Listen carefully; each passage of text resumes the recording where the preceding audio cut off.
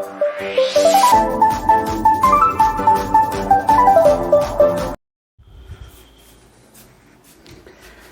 हिंद। आप सभी का स्वागत है हमारे चैनल में। और आज से हम लोग इस चैनल पर एक नई चीज़ की शुरुआत करने वाले हैं। आप सब जानते हैं, किसी भी मेडिकल एंट्रेंस में आप भाग लीजिए, चाहे आईआईटी हो, चाहे इंजीनियरिंग के किसी कॉम्पिटिटिव एग्ज़ाम में भाग लेते हैं, सब में एक्सपर्ट आपको सजेशन क्या देते हैं कि एनसीईआरटी का बुक पढ़ना चाहिए। और इसकी शुरुआत 9th-10th से ही होता है। यानी एनसीईआरटी बुक को आप प्रेफर करते हैं तो वो आप 9th-10th से ही पढ़िए। चाहे आप और भी ऊपर के कॉम्पिटिटिव एग्ज़ाम में भाग लेंगे, यूपीएससी आदि, तो वहाँ भी आपको कहा जाएगा कि और सब सब्जेक्ट का एनसीईआरटी बुक को पढ़िए। यानी एनसीईआरटी बुक अपने आप में एक खास अहमियत रखता है। ऐसा इसलिए रखता है, उसका एक एक लाइन अपने आप में बहुत सारे इन्फॉर्मेशन को कलेक्ट करके रखता है। तो चलिए, उन एक्सपर्ट के सजेशन को मानते हुए आज हम लोग शुरुआत करने वाले हैं 10th के साइंस से, और उसमें भी केमिस्ट्री से। जी हाँ, हम ऐसा कोशिश करेंगे कि साइंस और मैथ का एनसीईआरटी, खास करके साइंस का लाइन बाय लाइन आपको समझा दिया जाए। लाइन बाय लाइन का मतलब बिल्कुल लाइन बाय लाइन। जी हाँ, ऐसे हम लोग क्या करेंगे, इंग्लिश में टॉपिक को लिखेंगे और उसके एक एक लाइन को क्लैरिफाई करेंगे, और एक एक लाइन को क्लैरिफाई करने में थोड़ा सा ऊपर जाएंगे। जी हाँ, बहुत ज़्यादा नहीं, ऊपर जाएंगे एंड देन अपने जगह पर आ जाएंगे। और इस ढंग से हम लोग एक एक लाइन को, एक एक टॉपिक, इवन एक्टिविटी को भी क्या करेंगे, अच्छे से ऐसे समझाएंगे ताकि आने वाले दिनों में 9th-10th के बाद 10th का भी बता रहे, देन 9th का भी हम लोग शुरू करेंगे। देन 11th-12th का तो आप देख ही रहे हैं कि इस चैनल पर 250 से ऊपर आईटी और मेडिकल के बच्चे जो प्रिपरेशन करते हैं उसके लिए बहुत सारे वीडियो इसमें है। लेकिन 9th और 10th वाले को पहली बार हम लोग शुरुआत कर रहे हैं, और वो भी कर रहे हैं क्या चीज़, एनसीईआरटी लाइन बाय लाइन। जी हाँ, चलिए शुरुआत करते हैं। आज हम लोग 10th का क्लास ले रहे हैं। 10th में भी केमिस्ट्री, और केमिस्ट्री में भी पहला चैप्टर क्या है, जी हाँ, chemical reaction and equation. Chemical reaction and equation. जी हाँ, ये देखिए, हमने इस चैप्टर का इंग्लिश में जो आपके बुक में लिखा हुआ उसको कॉपी कर लिए है। और इसमें हम लोग ध्यान रखेंगे कि केवल सीबीएसई बोर्ड यानी इंग्लिश मीडियम वाले बच्चे को नहीं, हिंदी मीडियम से जो भी पढ़ाई कर रहे हैं, बिहार बोर्ड या दूसरे कोई यूपी बोर्ड या जो भी बोर्ड से बच्चे पढ़ाई कर रहे हैं, उनको भी इक्वली बेनिफिट हो। सीबीएसई वाले बच्चों को भी बेनिफिट हो, और जो इंग्लिश मीडियम में पढ़ते हैं और जो हिंदी मीडियम में, दोनों को इक्वली बेनिफिट कैसे होगा, चलिए हम आपको समझाते और दिखाते हैं। तो देखिए सर, ये केमिकल रिएक्शन एंड इक्वेशन इस चैप्टर का हमने कॉपी किया है, और उस कॉपी को जरा देखिए क्या लिखा हुआ है। कहता है कि यदि आप डेली लाइफ में, यहाँ लिखा हुआ है कि आप चारों ओर डेली लाइफ में जो सिचुएशन आप फेस करते हैं, उस सिचुएशन को यहाँ कुछ मेंशन किया है। क्या मेंशन किया है कि मिल्क इज़ लेफ्ट, जी हाँ, milk is left at room temperature during summer. गर्मी के दिनों में यदि आप दूध को क्या कर देते हैं, रख देते हैं, रूम टेम्परेचर पर छोड़ देते हैं। ठीक है, ये बात है। तो आप हिंदी में यदि देख रहे होंगे तो आप क्या है, गर्मी के समय रूम टेम्परेचर पर, है ना, रूम टेम्परेचर मतलब कमरे के ताप पर दूध को छोड़ देते हैं, छोड़ देते हैं। फिर क्या है, आयरन के ताबा को या पैन मतलब तसला, या उसके नेल को क्या करते हैं, आप ह्यूमिड एटमॉस्फेयर में छोड़ देते हैं। तो ये भी बात है, ये भी आप लिख सकते हैं। ग्रेप आर फर्मेंटेड, अंगूर जो है, अंगूर का किण्वन। जी हाँ, किण्वन का मतलब क्या है, अंगूर को यदि आप सड़ा देंगे, छोड़ देंगे, तो वो फिर क्या होगा, अल्कोहल में बदल जाएगा। अल्कोहल में बदल जाएगा मतलब शराब में भी बदल जाएगा। जी हाँ, लेकिन एक बात ध्यान में रखना है कि जितना भी अल्कोहल है सब शराब नहीं होता है।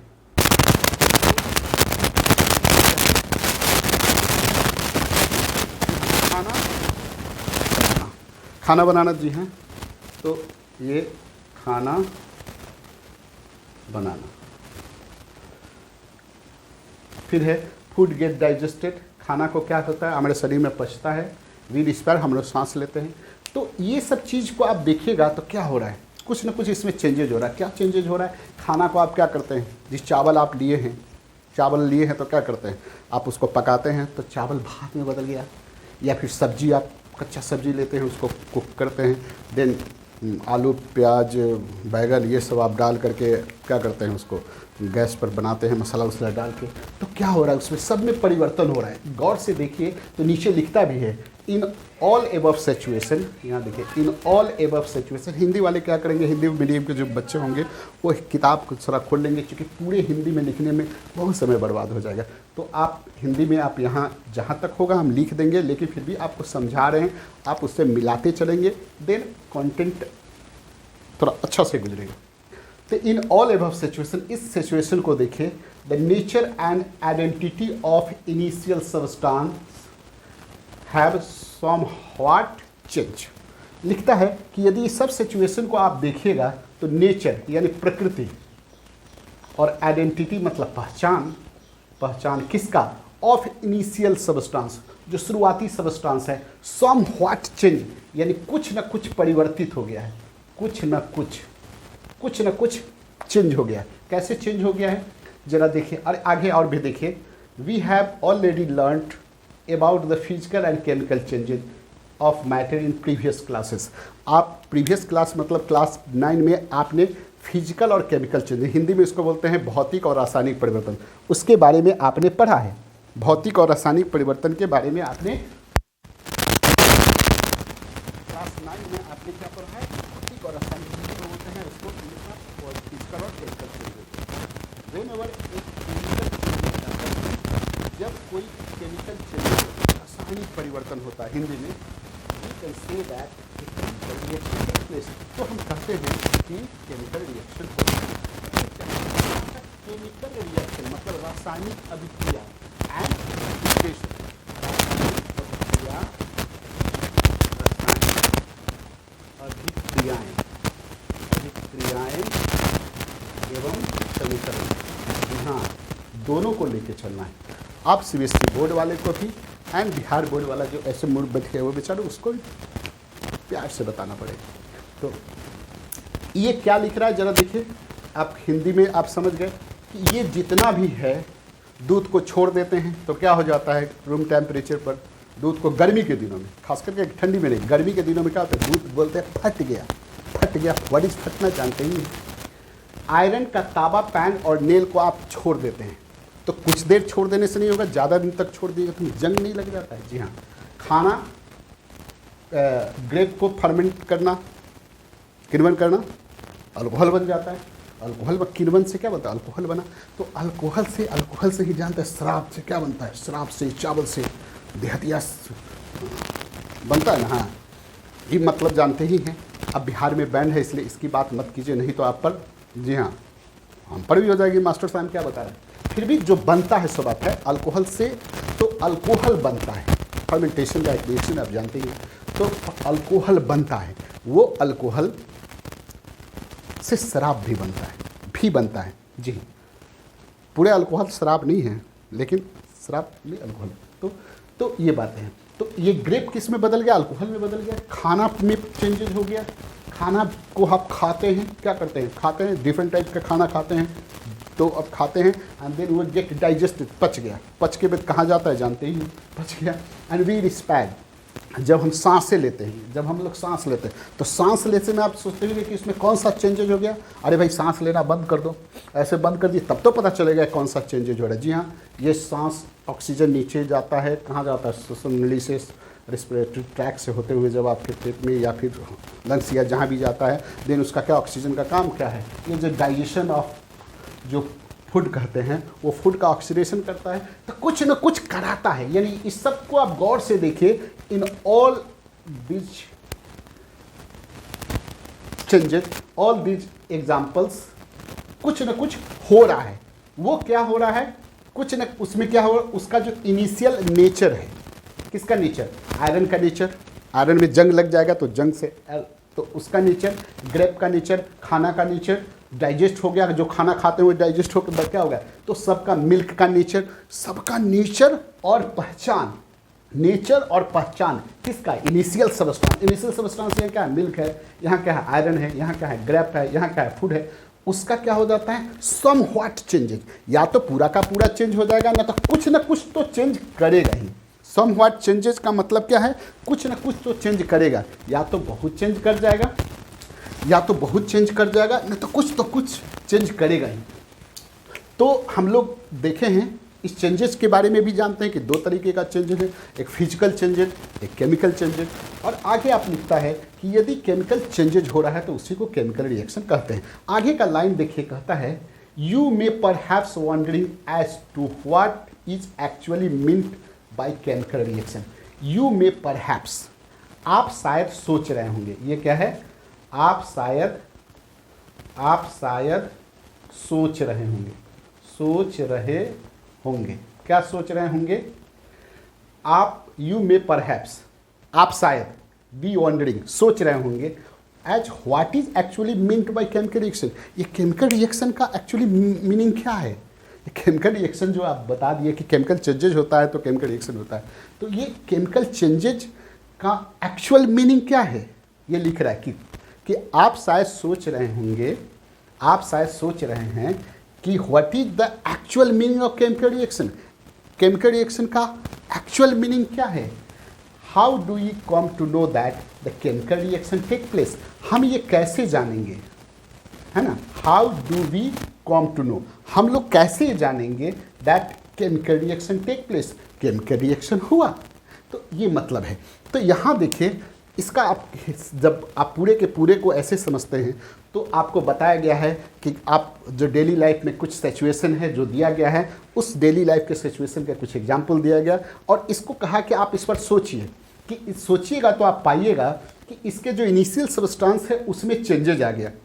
वो चेंजेज फिर दो तरह का होता है, कौन कौन, फिजिकल चेंजेज और केमिकल चेंजेज, ठीक है। तो फिजिकल चेंजेस की बात नहीं, यहाँ केमिकल रिएक्शन की बात कर रहा है। तो यहाँ केमिकल चेंजेज जिसमें होता है उसको हम लोग केमिकल रिएक्शन कहते हैं। इस चेंजेज में थोड़ा सा भी चेंजेस, कुछ में कम चेंजेज हुआ, कुछ में बहुत चेंजेज हुआ। जैसे आयरन के तांबा में बहुत कम चेंजेज हुआ, एक्सपोज इन एयर कर देते हैं तो उसमें जंग लगता है तो कम चेंजेज हुआ, ठीक है। लेकिन किसी में कम चेंजेज हुआ और किसी में बहुत चेंजेज हुआ है, ठीक है। तो चेंजेज हुआ है, तो उस चेंजेज में आप देखेंगे कि दो तरीके का चेंजेज है, एक फिजिकल चेंजेज भी हो सकता है और दूसरा केमिकल चेंजेज हो सकता है। तो जिसमें केमिकल चेंजेज होगा उसी को हम लोग केमिकल रिएक्शन कहते हैं। अब फिजिकल और केमिकल चेंजेज की थोड़ी सी बात आप कर लीजिए, है ना। तो चलिए, ये तो हो गया केमिकल और फिजिकल चेंजेज, इसको थोड़ा सा मिटा दीजिए हैं।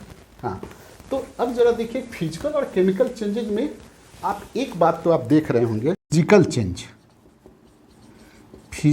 चेंज में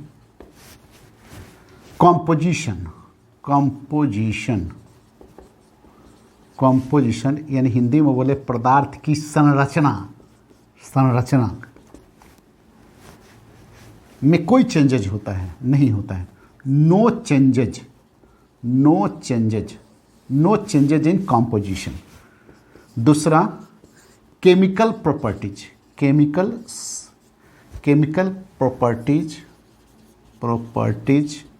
में कोई चेंजेज नहीं होता है। No changes in chemical properties, तो होता क्या है, केवल फिजिकल प्रॉपर्टीज, उसके फिजिकल स्टेट या सब ये सब में फिजिकल प्रॉपर्टीज में क्या हो जाता है, चेंजेज आ जाता है, चेंजेज हो जाता है। जबकि केमिकल में क्या होता है, यहाँ केमिकल में यदि आप देखते हैं केमिकल चेंजेज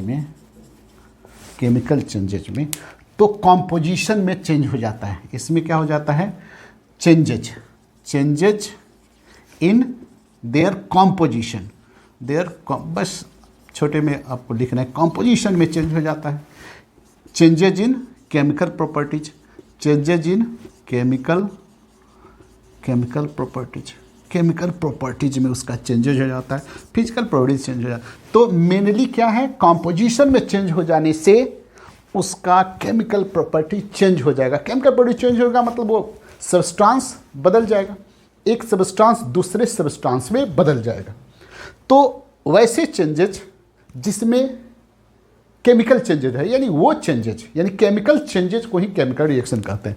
तो हमारा जो ये चैप्टर है क्या है, केमिकल रिएक्शन एंड इक्वेशन, यानी केमिकल रिएक्शन तभी होगा जब उसमें केमिकल चेंजेज होगा। और केमिकल चेंजेज कब होगा? जब उसके कॉम्पोजिशन में चेंज होगा, उसके केमिकल प्रॉपर्टीज में चेंजेज होगा।